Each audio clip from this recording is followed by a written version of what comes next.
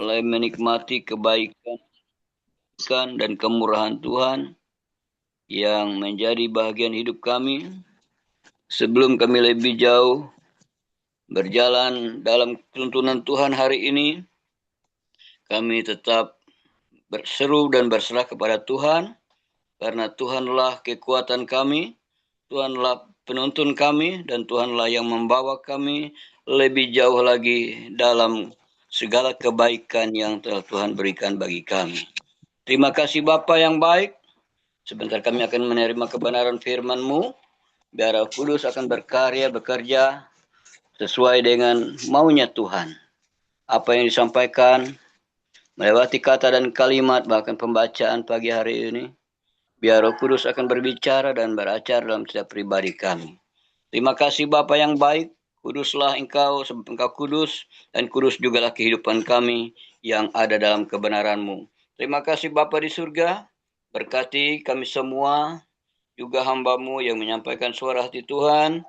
Biarlah hikmat, akal budi, pewahyuan-Mu Tuhan yang memenuhi kami sekalian, dan kami boleh menikmati kebaikan Tuhan dalam penyampaian firman Tuhan ini. Di dalam nama Yesus Kristus Tuhan, Roh Kudus berkarya di tengah kami. Haleluya.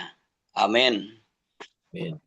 Selamat pagi, salam sejahtera, salam damai dari Tuhan Yesus Kristus, Tuhan kita. Shalom. Waalaikumsalam. Shalom Pak, shalom. Haleluya. Ya, Shalom, puji Tuhan. Pak. Shalom. Terima kasih, puji Tuhan. Tuhan kita baik dan kebaikannya terus berlanjut dalam kehidupan kita ketika kita suka meninggikan namanya.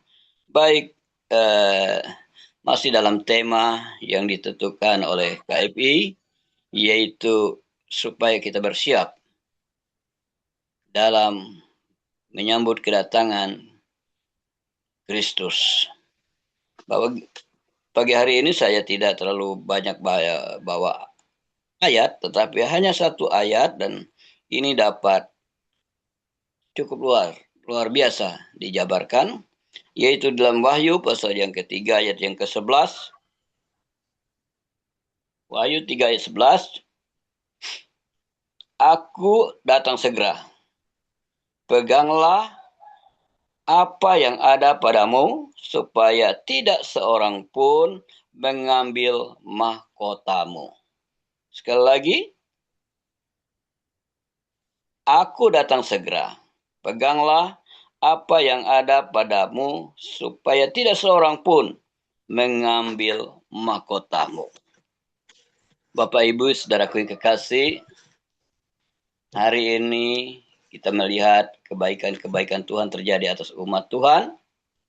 Sekalipun di luar sana banyak orang dalam keadaan khawatir, bimbang, dan bertanya-tanya. Sebenarnya tidak perlu dipertanya lagi karena dunia ini sudah semakin tua. Dan zaman ini terus berlalu. Alkitab mengatakan, walaupun bumi ini berlalu dengan segala keindahannya apa saja yang ada di dalamnya, tapi firman Tuhan tidak akan pernah berlalu. Dia akan tetap abadi sampai selama-lamanya. Itulah sebabnya apa yang dikatakan oleh Tuhan Yesus kepada kita sekalian, walaupun itu sudah dinyatakan 2000 tahun yang lalu, aku datang segera. Jadi kata segera di sini itu tidak ada tawar-menawar, dan itu merupakan waktu yang Tuhan sudah tetapkan. Dalam bahasa Yunani, segera itu taksis, ya, datang segera, cepat dan tiba-tiba. Tetapi ayat ini tidak pernah berubah. Bahkan penyampaian tentang Yesus akan datang itu tidak pernah berubah dari 2000 tahun yang lalu, dari semenjak penulisan Alkitab sampai hari ini. Dan tentunya ada banyak orang yang kecewa karena terlalu serius di masa hidupnya Dia yakin bahwa Tuhan datang. Bahkan sampai menentukan dengan angka-angka tahun, tanggal, bulan, dan tahun. Dan ini kelihatannya akhirnya orang yang seperti ini akan kecewa dengan keyakinannya. Memang harus terjadi begitu, kekecewaan, karena Tuhan tidak pernah menyuruh untuk manusia menentukan kedatangan Tuhan dengan angka-angka. Tetapi apa yang dikatakan oleh Tuhan Yesus harus siap sedia. Karena kedatangannya cepat dan tiba-tiba ketika dia datang. Seperti kilat. Dari timur ke barat. Begitu cepat. Dia datang. Dan tidak bisa dimungkiri. Sebuah kitab suci kita, bahkan saudara kita yang lain, tercatat bahwa Tuhan itu pasti datang. Tuhan Yesus pasti datang. Dia sebagai hakim yang adil. Sebagai penentu yang pegang segala zaman ini. Bapak, Ibu, Saudaraku, perlu kita ketahui bahwa ketika Tuhan Yesus mengatakan seperti ini, bahwa aku akan datang segera, ketika dia berkata itu, dia akan siap untuk naik ke surga. Berarti dia akan kembali lagi. Dan kembali lagi itu nggak tahu kapan waktunya. Yang penting kita siap sedia. Nah, Bapak Ibu sudah kasih pertama bahwa dia akan datang segera. Kalau dia datang segera berarti dia tidak pernah melalaikan janjinya. Bahkan dia pasti menepati apa yang dia katakan. Aku pergi ke rumah Bapa untuk menyediakan tempat bagimu. Kalau sudah selesai aku akan datang kembali, kata Yesus. Supaya menjemput kamu, supaya di mana aku berada di sana pun engkau berada. Ada rumah tersediakan bagi setiap kita. Saya ingat pendeta pembina saya dulu, sekitar 20 tahun yang lalu, 25 tahun sampai 30 tahun yang lalu, dia melihat, dia dibawa dalam mimpi, melihat rumah besar, orang sibuk, tukang-tukang sibuk. Dan dia tanya dengan orang banyak itu, siapa punya rumah ini? Yang mau selesai sudah, kita mau finishing. Orang bilang punya Bapak. Hah, punya saya katanya. Kapan saya membuat rumah sebesar ini dan sebagus ini? Orang bilang dia yang kerja di situ, ini punya Bapak. Tidak tahu Bapak Ibu. Tidak sampai 6 bulan setelah itu, pendeta itu meninggal. Berarti rumahnya sudah selesai. Dia siap masuk di rumah yang baru, yang indah sekali itu. Dan pengalaman saya secara pribadi, mengapa saya apapun yang terjadi dalam hidup ini, saya tetap dalam ladangnya Tuhan. Dulu saya sudah tinggalkan pekerjaan sekuler saya dan masuk dalam ladang Tuhan dan harus sekolah dulu, sekolah Alkitab. Cari modal dulu untuk pengetahuan tentang Alkitab. Setelah selesai melayani di pedesaan, daerah-daerah terpencil, tapi ada kekecewaan di dalamnya, pasti. Akhirnya saya 2 tahun dalam pelayanan, saya istirahat. Saya pikir saya cari uang saja. Biar saya yang dukung orang melayani, daripada saya yang melayani tapi salah terus. Tetapi akibat saya keras bekerja, jatuh sakit. Dan sampai titik klimaks, saya tahu itu bahwa sebenarnya saya sudah di alam yang lain. Dan melihat betul satu kota yang indah sekali. Dan banyak rumah di sana. Tapi saya curiga ketika dalam pengalaman itu, pengalaman roh saya, ada 3 hal yang saya curiga itu sudah beda, bukan di alam yang nyata. Pertama, perut tidak pernah lapar. Ya, sudah lama rasanya itu sudah tidak akan pernah lapar. Kedua, saya tidak merasa menginjak kaki di tanah. Tetapi sampai kepada tujuan perjalanan cukup luas itu kota. Nggak ada tepinya kelihatannya. Dan yang ketiga, saya melihat tidak ada matahari. Tetapi semua terang benderang. Betul Alkitab mengatakan bahwa yang menjadi terang adalah muhalismu sendiri, cahayamu sendiri. Tuhan yang menyinari kita dan bersinar dalam hidup kita. Setelah orang yang memanduk saya di belakang itu dibilang, kamu harus balik, belum waktunya kamu. Banyak pekerjaan yang harus kau kerjakan. Dan saya balik kembali, putar arah. Dan akhirnya saya merasa jatuh yang begitu tinggi dan melihat bahwa posisi saya dalam keadaan tidur. Padahal itu saya dalam keadaan sakit keras. Ya, sebenarnya sudah hampir lepas, kalau lama-lama bisa lepas tubuh dengan roh.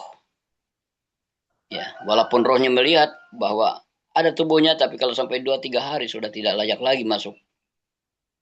Tapi ketika itu saya bisa balik lagi. Kayaknya saya paling takut kalau yang namanya ingkar dengan janji pelayanan di hadapan Tuhan. Apapun yang terjadi dalam hidup ini tetap melayani Dia. Karena waktu kita sangat singkat waktu ini. Tidak sedetik pun dalam hitungan Tuhan. Begitu sempit. Dan oleh sebab itu perlu bersungguh-sungguh. Bersungguh-sungguh melayani Dia, mengasihi Dia. Nah, ini pertama bahwa Tuhan tidak pernah lalai dengan janjinya. Dia pasti datang untuk yang kedua kali. Perlu kesiapan untuk menyambut Dia. Perlu kesiapan baik iman, pengharapan, kasih kita. Dan yang kedua dari pembacaan ini bahwa Tuhan akan memberikan kekuatan. Bukan hanya berjanji aku akan datang, tetapi akan memberikan kekuatan kepada kita untuk sabar menanti kedatangan Tuhan. Dan dalam kesabaran itu, di dalam Yesaya 40 ayat 31, orang yang menantikan Tuhan akan diberikan kekuatan seperti kekuatan pada burung rajawa, seumpama burung rajawali. Dia terbang mengatasi badai dan gelombang, dan jika dia berjalan tidak akan lelah, dia berlari tidak akan penat. Karena ada kekuatan baru yang Tuhan berikan, yang Tuhan mampukan setiap kita untuk yaitu melakukan apa yang Tuhan mau dalam hidup ini. Jadi Raja Wali, saya memang dulu lagi bujangan, suka tinggal di hutan. Saya memang anak untung nggak jadi orang hutan. Ya, suka tinggal di hutan, suka kayak orang yang cari kalong itu kan harus tidur di hutan, bikin pondok yang tinggi 4-5 meter ke atas. Dan di situ kita dapat kalong dan sebagainya. Itu tidur bisa sendiri, bisa ada teman. Ya kalau soal cari kalong itu enggak banyak orang belajar dari kita. Ya. Dan apa yang terjadi? Saya melihat bahwa burung sejenis Raja Wali ini adalah burung yang luar biasa. Saya perhatikan. Pertama, dia memiliki kemampuan bahwa dia memiliki ketahanan dalam beberapa hal. Pertama, ketajaman penglihatan. Orang yang berharap Tuhan akan diberikan Tuhan visi yang lebih jauh ke depan. Orang yang berharap Tuhan tidak akan pernah bunuh diri. Orang bunuh diri itu sempit pandangannya. Dia melihat hanya masalah saja. Tetapi orang yang menantikan Tuhan akan diberikan kekuatan. Seperti burung Raja Wali. Dia memiliki kemampuan melihat sejauh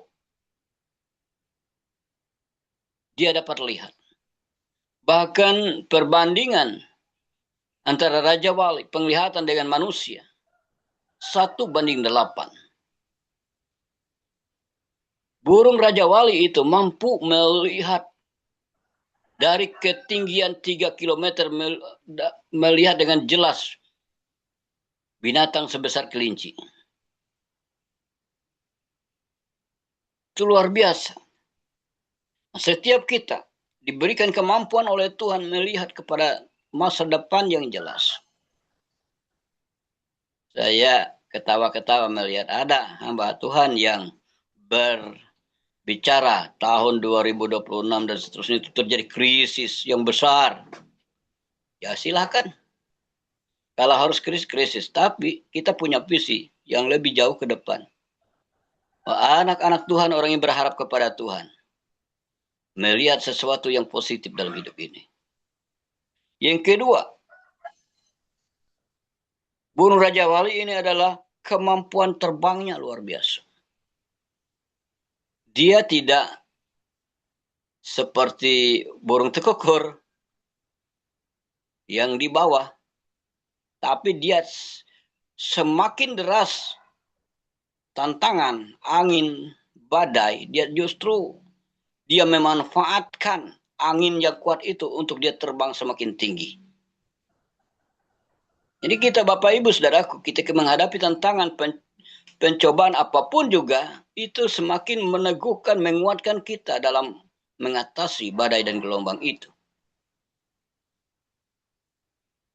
Teman-teman saya yang terdampak dari bencana alam beberapa waktu yang lalu, memang itu kita melihat sangat memprihatinkan. Tetapi satu hal, biar mereka diberikan kekuatan untuk terbang mengatasi persoalan itu. Entah bahwa Tuhan memakai masalah itu untuk lebih dapat naik di atas masalah. Dan kemudian kekuatan untuk bertahan hidup. Ya. Raja Wali punya kekuatan untuk bertahan hidup dari burung-burung yang lain. Bahkan dia bisa mencapai 70 tahun. Tapi jangan lupa, untuk dia mencapai umur panjang itu ada proses yang menyakitkan. Ya. Proses yang menyakitkan yaitu proses transformasi. Di mana ketika umur 40 tahun, dia harus mematahkan paruhnya yang sudah bengkok itu. Dia mematahkan kuku-kukunya sudah tidak stabil untuk dia bertengger. Bahkan bulu-bulunya dia cabut sampai semuanya habis. Itu sangat sakit. Sangat-sangat sakit. Tetapi tanpa dia melakukan itu, umurnya hanya 40 tahun. Tapi karena dia melakukan itu, maka terjadi sesuatu yang baru dalam hidupnya. Kuku yang baru, paruh yang baru, juga bulu-bulu yang baru. Sehingga dia dapat bertahan sampai 70 tahun lebih. Seringkali kita menghadapi proses transformasi yang menyakitkan. Yang menyakitkan. Saya percaya setiap kita punya sejarah masing-masing. Mengapa kita bisa percaya Tuhan? Yang namanya Yesus. Pasti ada proses di dalamnya. Sehingga sampai pertobatan kita itu pasti ada proses. Tidak simsalabim. Pasti ada hal-hal yang tidak dapat dilupakan. Bapak Ibu Saudaraku, kalau saya menghitung pertolongan Tuhan, luar biasa. Sebenarnya tidak akan bisa bertemu dengan Bapak Ibu pada hari ini kalau bukan pertolongan Tuhan. Dari masa kecil saya, berapa kali yang namanya tenggelam di air. Pernah satu kali saya dengan teman, itu namanya ya kebodohan. Ya lagi remaja, lagi senang-senangnya berenang. Makanya kalau soal berenang itu sudah biasa itu. Tapi ini yang berenangnya pakai batang pisang. Jadi enak rasanya. Tapi akhirnya jatuh ke dalam putaran air. Nah di situ rupanya ada rongga di dalam sana. Ada udara yang kosong kurang lebih 2 meter. Oh kupikir inilah yang membuat orang tidak bisa keluar. Untung saya ada batang itu tadi. Batang pisang itu tadi. Itu saya tusuk ke samping dan itu tertarik. Saya bisa keluar dari dalam itu. Teman saya sempat takut di atas sana karena saya hilang. Itu kalau bukan Tuhan punya rencana yang ajaib dalam hidup ini. Dan banyak lagi yang lain. Mau diterkam beruang, pernah. Karena saya suka di hutan. Lagi masa muda saya. 2 ekor beruang. Saya hanya melihat kepada yang satu yang kena jerat orang. Ternyata ada yang di atas sudah menunggu. Mau menerkam. Untuk saya punya anjing ada 2 ekor dan dia menggonggong ke atas. Saya curiga. Dan saya melihat ada warna hitam di atas. Nah, itu yang kita tombak. Banyak lagi pertolongan Tuhan. Banyak sekali. Bapak Ibu Saudaraku. Proses kehidupan. Yang selanjutnya bahwa burung Raja Wali ini adalah kesetiaannya. Dia tidak suka gonta-ganti pasangan. Dia setia dengan pasangan itu. Demikian juga Tuhan. Sebagai mempelai pria surga. Dia setia dengan gerejanya. Kita ini didandan dengan baik. Apa yang kita lakukan hari-hari ini adalah mendandan hidup kita. Untuk menyambut mempelai pria surga Yesus Kristus Tuhan. Dia tidak akan mendua hati. Dia tidak akan berkelain hati. Dia tetap sayang gerejanya. Sayang kita semua. Itu Tuhan beri gambaran. Bahwa orang yang menantikan Tuhan, orang yang menantikan kedatangan Tuhan yang kedua kali. Tuhan berikan kekuatan. Kemudian apa yang dijanjikan Tuhan? Hal ketiga.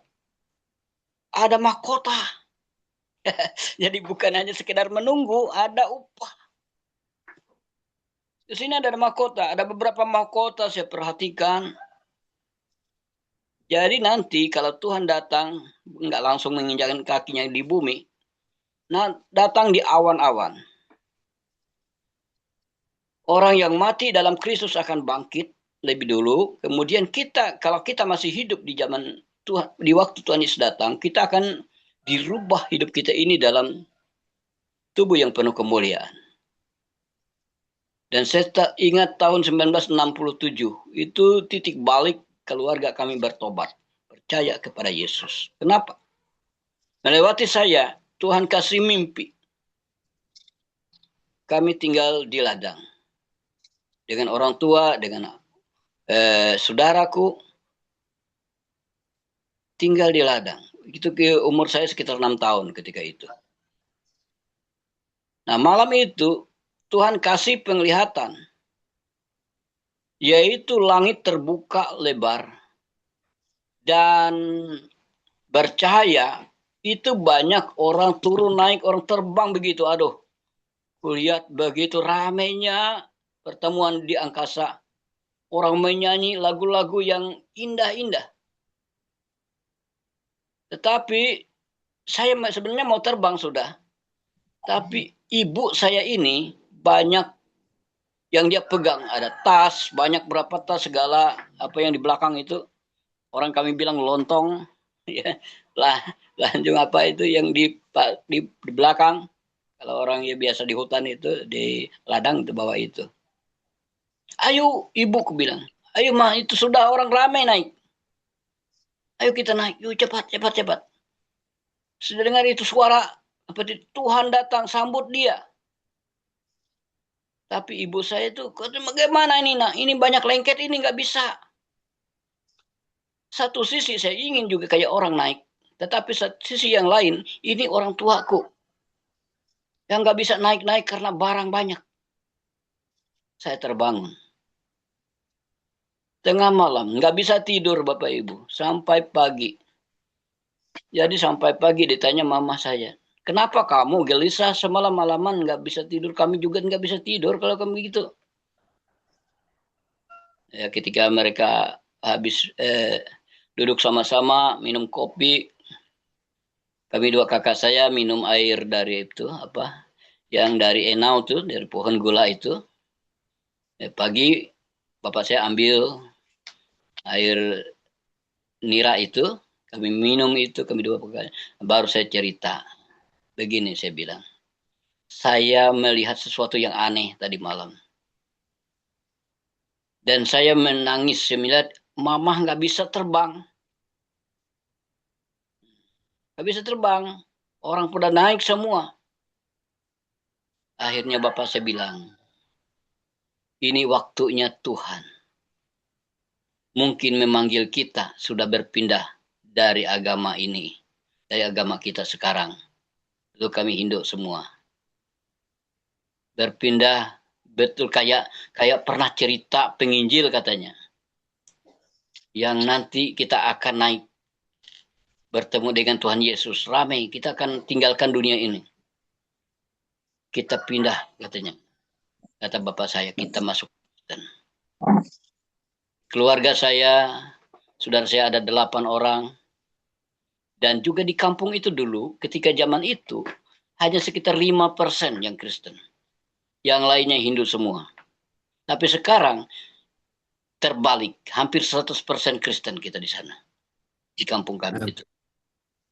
Ya, hanya ada 1-2 orang aja yang lagi bertahan di Keharingan.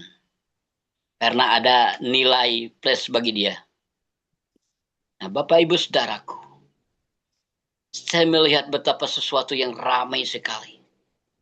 Dan itulah, saya percaya bukan lalu sesuatu itu terjadi ketika itu. Tapi itu gambaran ke depan. Makanya kita jangan sampai pikiran kita terprovokasi kalau kita melihat sesuatu yang hal-hal ilahi. Sebab Tuhan Yesus datang bukan hanya untuk 1 orang saja nanti. Seluruh dunia akan melihat kedatangan anak manusia. Tapi yang persoalannya ada yang naik, ada yang tidak bisa naik. Walaupun dia sudah Kristen. Kalau tidak mempersiapkan diri dari sekarang, ya bye-bye. Kita naik, apa tujuan naik? Apa hanya naik saja? Tidak. Kita akan masuk ke tempat kudusnya Tuhan dan menerima upah ini tadi, yaitu mahkota. Ada bermacam mahkota. Ada mahkota kehidupan, mahkota kebenaran. Ada beberapa mahkota. Mahkota kehidupan. Orang sampai mempertahankan hidupnya sampai mati. Saya percaya rasul-rasul Tuhan, murid-murid Yesus itu sampai mati mempertahankan iman, pasti mereka akan menerima mahkota kehidupan. Kemudian ada mahkota abadi yang tidak akan hilang, tidak akan layu, dan tidak akan pernah dapat diambil siapapun. Asal kita mempertahankan dari sekarang. Nah, kita harus memperhatikan dari sekarang bahwa juga ada yaitu mahkota kebenaran. akan diberikan kepada kita. Mahkota itu berupa suatu penghargaan, suatu hal yang mulia. Kemudian ada mahkota kemuliaan. Ada kemuliaan. Kemuliaan akan diberikan, yaitu bagi orang yang setia. Dia menggembalakan seseorang, membimbing seseorang sampai mengenal Tuhan. Itu akan diberikan mahkota, yaitu kemuliaan. The crown of glory. Dia akan diberikan mahkota kemuliaan. Dan ada lagi mahkota, yaitu sukacita. Diberikan Tuhan.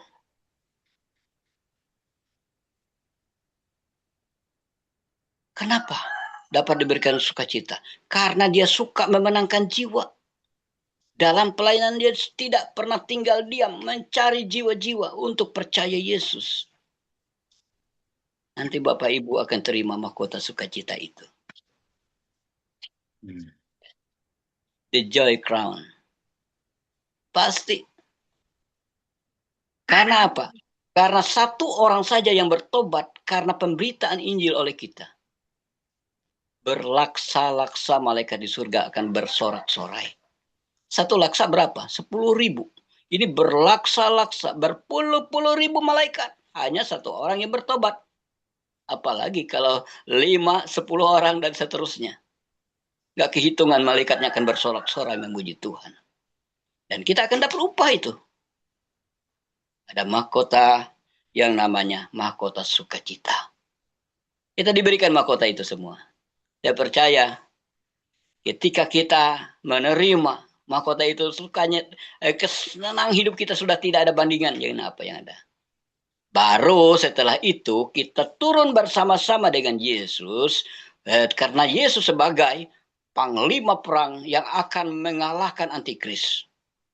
Saya tidak ikut dalam hal konsep-konsep teologi, kedatangan Tuhan, awal antikris, pertengahan antikris, atau setelah antikris. Saya tidak ikut di situ, karena ini kan urusan Tuhan. Urusan antikris itu urusan dunia. Urusan di dunia ini. Yang mana orang-orang percaya Tuhan hari-hari ini, kalau sampai ketinggalan tidak naik, nah ini sudah selesai akan menjadi santapan antikris. Yang naik ini, Alkitab mengatakan, ya bahwa kita disingkirkan dari penganiayaan besar itu. Makanya saya percaya, kapanpun maunya Tuhan, itu adalah hak prerogatifnya Tuhan. Gak bisa kita ukur-ukur dengan konsep-konsep teologi atau konsep-konsep hitung-hitungan.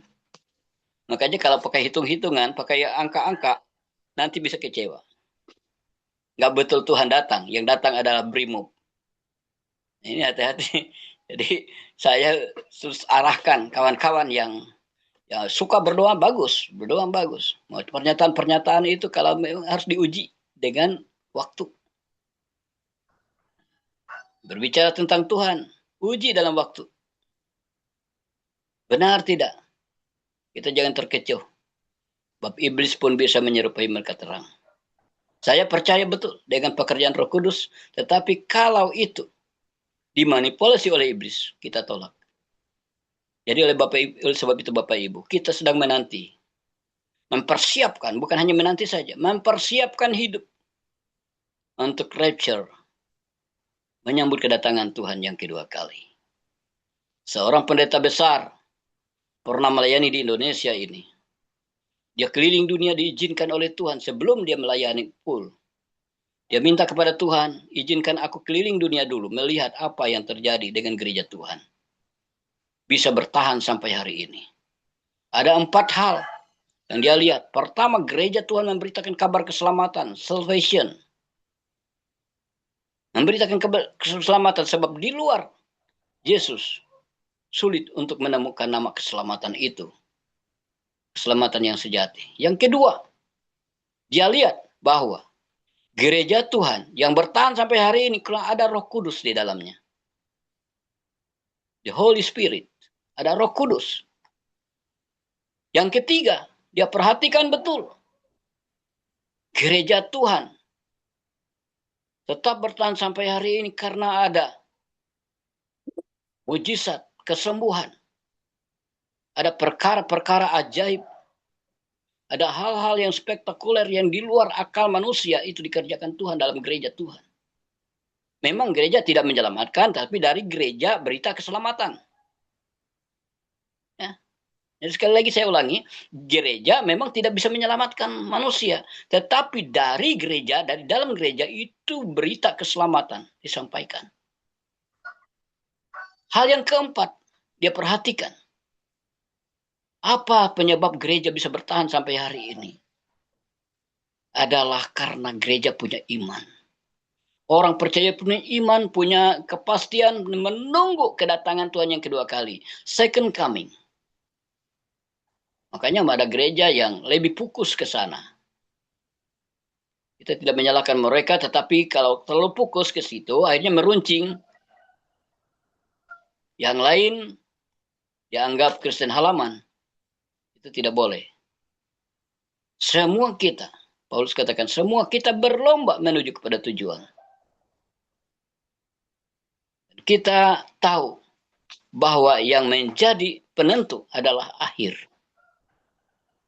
Bukan awal. Awal ya kuat, biasanya pelari itu kuat. Jadi berjaga-jaga.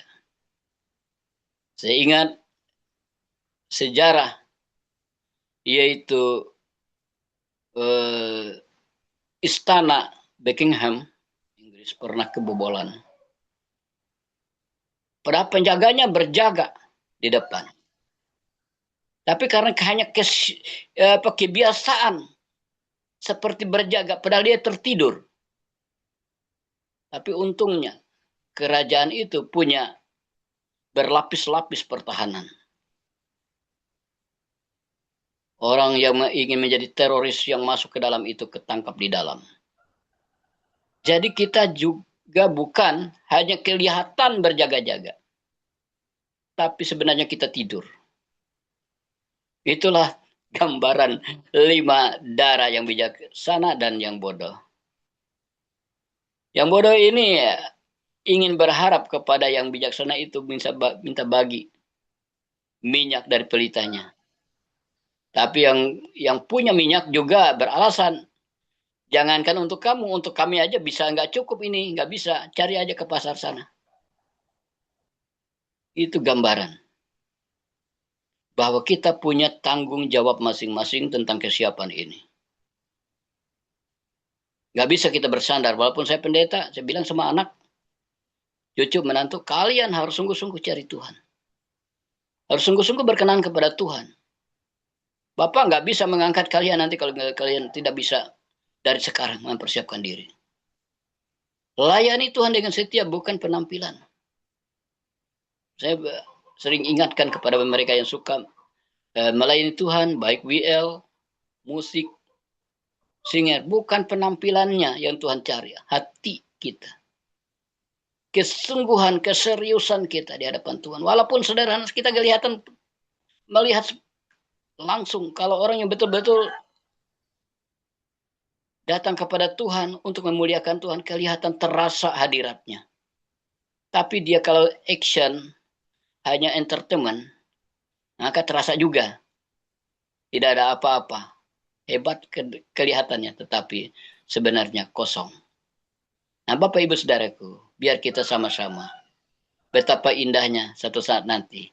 Kita bertemu di tempat yang sudah Tuhan sediakan. Di tempat yang sudah Tuhan sediakan, kita menghadap tata putih, kita akan menerima upah, dan kita akan bersama-sama dengan Kristus turun ke bumi ini nanti. Dan akan memerintah bersama Kristus di dalam kerajaan 1000 tahun. Dia akan membangun kerajaannya. Antikris dan segala setan, segala nabi-nabi palsu akan masuk dalam kerangkeng penghukuman. Dan kita akan bersama-sama dengan Kristus. Kita tidak akan mati. Nanti tidak akan mati. Umur manusia itu tinggi-tinggi nanti. Dalam kerajaan 1000 tahun. Kalau sampai mati umur 100 tahun itu dia sudah. Ya tetap aja manusia seperti ini. Tetapi sudah tidak mengenal dosa, tidak disentuh oleh dosa, dan tidak ada keinginan untuk berbuat dosa. Kiranya Tuhan memberkati kita semua. Dan firman yang sederhana ini, tetapi biar Roh Kudus akan berbicara dalam setiap hati, jiwa, dan roh kita. Sehingga kita betul-betul mempersiapkan diri. Kedatangan Tuhan Yesus pasti. Waktunya tidak perlu kita tahu. Itu urusan Bapa di surga. Anak pun tidak tahu. Itu hanya urusan Bapa. Malaikat-malaikat tidak tahu. Itu juga urusan Bapa. Dan apa yang sedang kita lihat di dalam Alkitab, betul-betul dinyatakan bahwa Dia pasti datang. Tuhan memberkati. Amin. Kita berdoa bersyukur. Terima kasih Roh Kudus. Sekalipun dalam kesederhanaan hamba mau menyampaikan. Dan lebih daripada itu, Roh Kudus adalah guru yang hebat bagi kami, akan mendidik kami, memberikan pengertian yang lebih dalam lagi. Setiap apa yang hamba sampaikan, biarlah akan menjadi kekuatan kami semua. Dan kami boleh mengerti bahwa kami menjadi orang percaya itu bukan hanya menjadi orang percaya. Tapi ada tujuan Tuhan ke depan. Untuk kami menjadi umat kepunyaan Tuhan. Bahkan akan menjadi suku guru. Akan menjadi yang terutama di hadapan Tuhan. Dan kami bukan hanya pengikut Yesus sebagai pengikut saja. Tetapi dipersiapkan untuk menyambut kedatangan Tuhan yang kedua kali. Ketika kami sudah mati di dalam mati kehidupan fisik kami. Tapi Tuhan akan membangunkan kami, membangkitkan kami untuk bertemu dengan Tuhan. Tetapi jika sekendanya Tuhan datang, kami dalam keadaan hidup, Tuhan akan merubah hidup kami dengan tubuh yang penuh kemuliaan. Terbang, mengatasi apa yang ada di atas kami dan akan bertemu dengan Tuhan di awan-awan yang permai. Ada pertemuan di udara, pertemuan yang manis. Dan ada nyanyian-nyanyian baru yang kami nyanyikan bersama para orang-orang kudus. Dalam nama Tuhan Yesus Kristus kami mengucap syukur buat firman Tuhan yang luar biasa. Dalam nama Yesus berkati kami semua. Haleluya. Amin. Diserahkan.